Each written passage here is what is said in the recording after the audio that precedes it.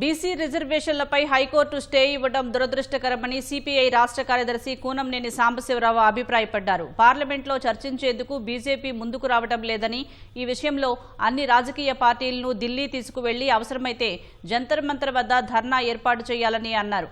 ఈ బిల్లు ఆమోదం పొందితే రిజర్వేషన్ల విషయంలో దేశవ్యాప్తంగా ఒక ముందడుగు పడుతుందని కూనంనేని తెలిపారు.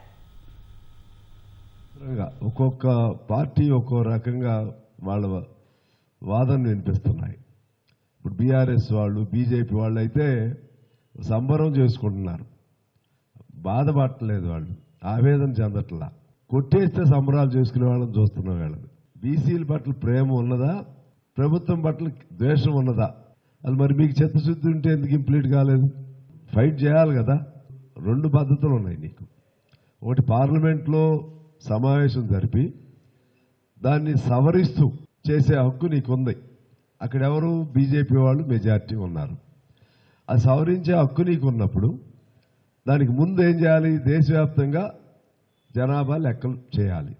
ఎందుకు చేయలేదు? వీళ్ళు చేసిన వాళ్ళు నేరస్తులా? చేయటం నేరమా? ఓకే, అది నేరం అయితే మరి మీరేం చేస్తారు? మంచి చెప్పాలి కదా. వీళ్ళ వల్ల కాదు, మేము మారుస్తున్నాం, మేము చేపిస్తున్నాం చెప్పాలిగా మీరు.